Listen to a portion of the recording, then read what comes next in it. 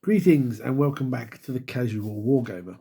Before I get going, I'd just like to point out that this is part two of a video where we cover the Imperial and Chaos Knights faction previews from Games Workshop.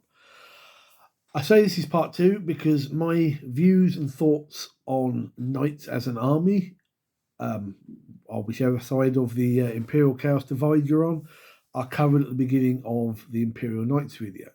I suggest you take a look at that before you watch this one.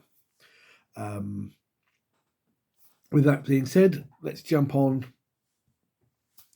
to Chaos Knights in 10th edition. Now, Chaos Knights are an odd one with this new preview. As I mentioned in the first video, I'm not a fan of the Knights as an army. I think they're too powerful, I think they're undercosted, and they need a bit of a rejiggy.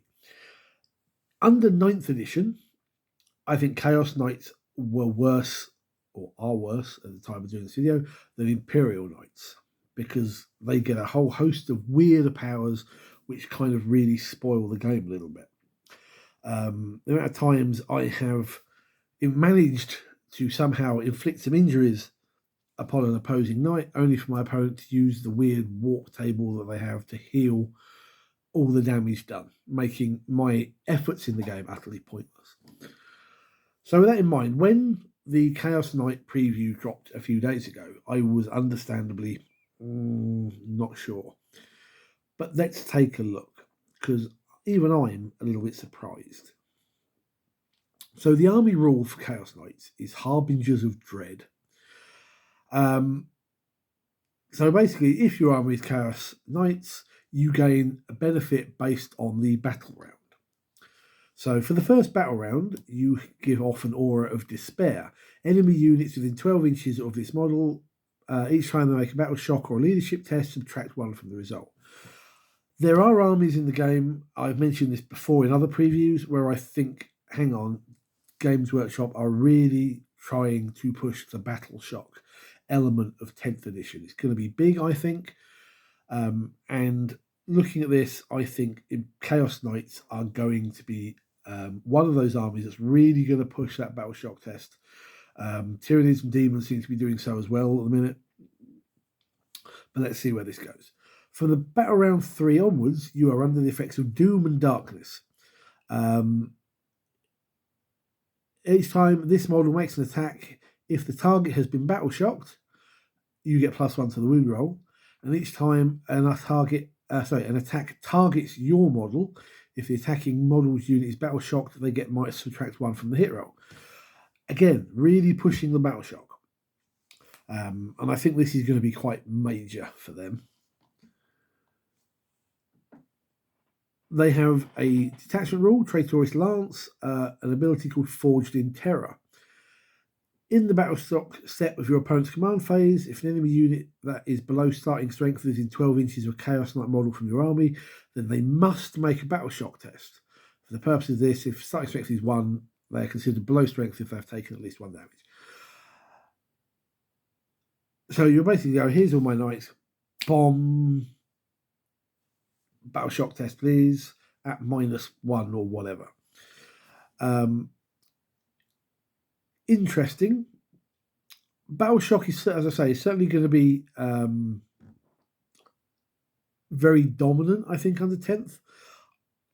It's not, I don't think it's going to be the sort of thing that wins you games, but it's certainly going to by itself.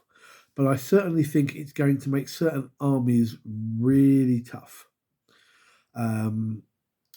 Especially with the likes of Knights with their high OC, basically going up to an objective and going battle shock, minus whatever, I now control the objective because you're quailing in terror.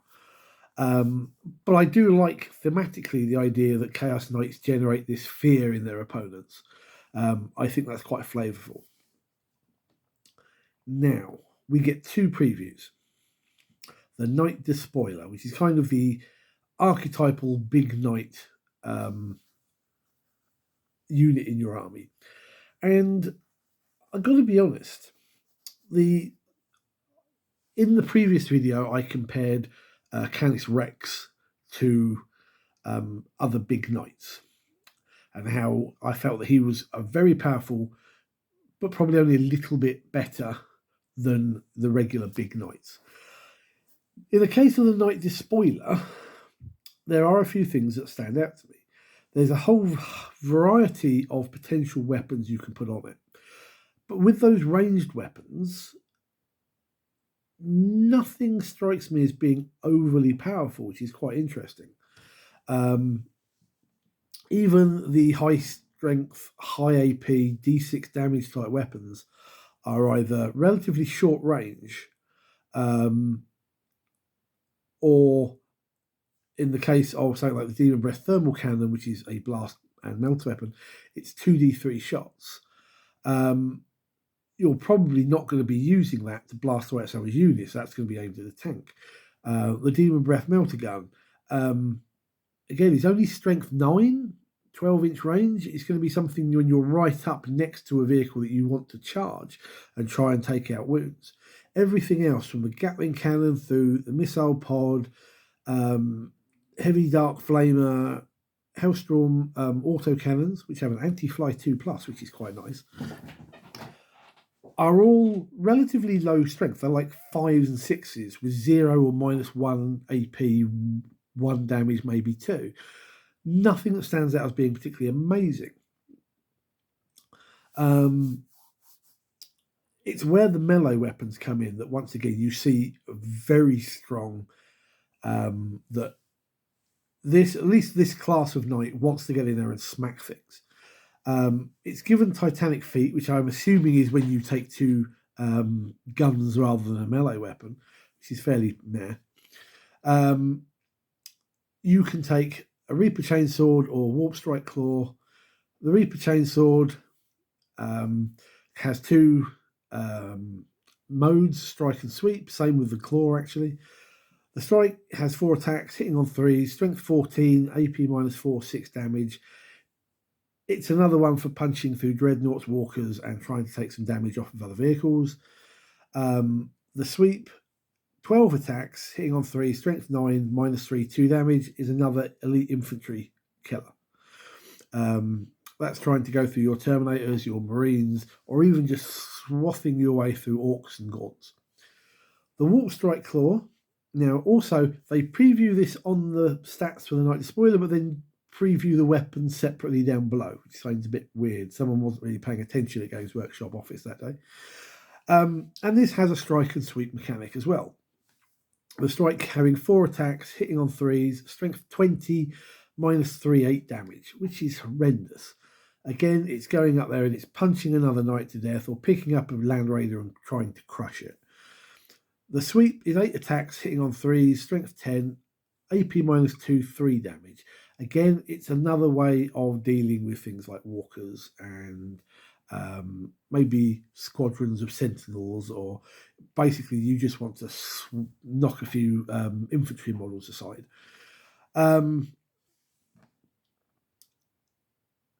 It's in combat where this thing is being absolutely dominant. A little surprised because I would have thought maybe the guns would be better, but so far, Knight Despoiler actually seems a little bit more balanced than I would have expected. Even so, I still think that big knights are a little bit too strong. It's just too hard for a non-optimized anti-walker or anti-vehicle list to deal with. But okay. There's also 2 special abilities on this bad boy. Dread Dominion. So while a friendly war dog is in 9 inches, each time that war dog takes a battle shock test, you add 1 to the result. So it's trying to ensure that your units, your little guys, there's a bit of synergy there, and tries to keep them going. So potentially means you're going to be wanting to run them around something like a Knight Despoiler.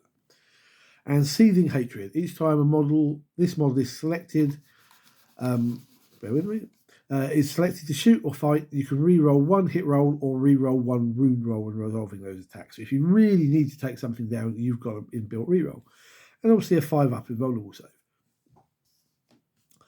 What interests me initially is that in the Imperial Knights preview, their faction rule gave them a feel no pain, which I think is too much. These guys don't have it, at least not that we've seen in the preview. And for that, I am very grateful. But it makes me wonder what it is that Chaos Knights are going to get. Maybe it's the synergy with the War Dogs. Maybe it's the Battle Shock element. But what are they going to get in place of that? We shall see. Second unit preview, and I find this very, very interesting and actually very, very good, is the Knight Abominant. Now, this is the Psychic Knight. Now, I have faced these on a few occasions recently-ish under 9th, and they have been horrendous. Really didn't like them. On top of that, anytime I'd managed to get any damage through to them, my opponent just used something off of their weird Chaosy table to heal the damage, making it seem pointless. But there you go. But this is a very different animal, it looks like to me, compared to what we have under 9th for the Abominant. It has 2 ranged attacks. A Diabolus Heavy Stubber, Rapid Fire 3, 36-inch range, 3 attacks, hitting on 3, Strength 5, AP 0, 1 damage. So it's trying to blast away at the little armoured infantry units. Okay, fair enough. And then a Volkite Combustor, Devastating Wounds. Now, Volkites always leave me scratching my head, literally. Under Horus Heresy, they're brilliant weapons. Under 40k, they're weird. At least under 9th. Never really see the point. In this instance, if the Volkite rule is going to be Devastating Wounds, that does make them more what's the right word? More useful. Let's just go with a nice simple term. In this instance, the Volkite Combustor is a 30-inch range, strength 9 attacks, hitting on 3, strength 12, 0 AP, 3 damage. So you're kind of relying on those devastating wounds, because if you fire this at anything with decent armor, you're just not doing anything. But 3 damage trying to blast maybe a unit just seems a bit overkill, a bit odd. In the melee section, they have an Electro Scourge, sustained hits, 9 attacks, hitting on 3s, strength 10, AP -2, 3 damage. Again, it's a elite infantry killer, and not bad at stripping a few wounds off of vehicles. As an extra attack option, they have a Bale Mace for 3 attacks, hitting on 3, strength 8, AP -1, 2 damage. Again, nothing special.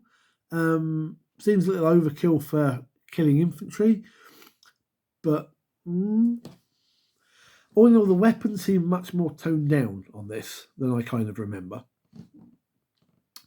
But it's the psychic bit that seems very interesting on this one.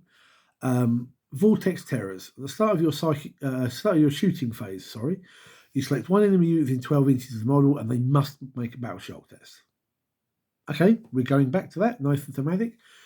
Warp Storms. At the end of your movement phase, roll a dice for each enemy unit within 9 inches. On a 3+, they take D3 mortal wounds. I'm guessing that's in place of the Smite type equivalent. Has a 5-up invulnerable save, and like other knights, it reduces slightly once it hits like 7 wounds. The Knight Abominant used to be horrendously scary under 9th. This seems a little bit... It's still going to be a pain to take down, but it doesn't strike me as being anywhere near as scary, which I find a bit odd. But we shall see. They showcase 2 weapons. One is the Warp Strike Claw, which we have seen on the Despoiler, and the other is the Desecrator Laser Destructor from the Dominus class Knight. This is quite a strong weapon, 72-inch range, so it's firing down the table, 3 attacks, hitting on 2, strength 18, -4, d6 +3. You're going to be using this to take on other knights, vehicles, walkers, and the like. And with that regards, yeah, it's quite strong, but fair enough for what it does. You're not going to particularly aim it at a unit of infantry, so... Lastly, we get a single stratagem, which is Dreadhounds. At the start of your shooting phase or the start of your fight phase, when you have 2 or more war dog units from your army and 1 enemy unit that is an eligible target for each of the selected war dogs, till the end of the phase, the selected war dogs can only target that enemy unit, but all weapons equipped by them get sustained hits 1.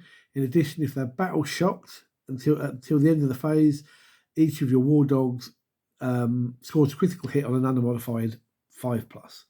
That's really good. It's playing into the synergy again between war dogs and the big knights, and actually is really thematic. It's really dogpiling in and surrounding them and then tearing them to pieces. So oddly, the Chaos Knight preview to me is much more reasonable than what we saw for Imperial Knights. I'm guessing they're showcasing different aspects. And we will see maybe how they interact once we get the actual index books. Or its download, I should say. But right now, although they're still going to be a pain to try and bring down if you don't have an army that's kind of built towards it, the 2 units presented seem more balanced than I expected them to be. What do you think? Give me your thoughts down below. If you've got thoughts on the Imperial Knights, pop a look in that video and a thumbs up and a comment. Do the same here for me. Thumbs up, hit the subscribe button if you haven't already. And I look forward to seeing your thoughts and comments down below. Even if you disagree with me entirely, as long as you're polite, pop it down there and we'll have a discussion. Thanks for watching. Take care and good gaming.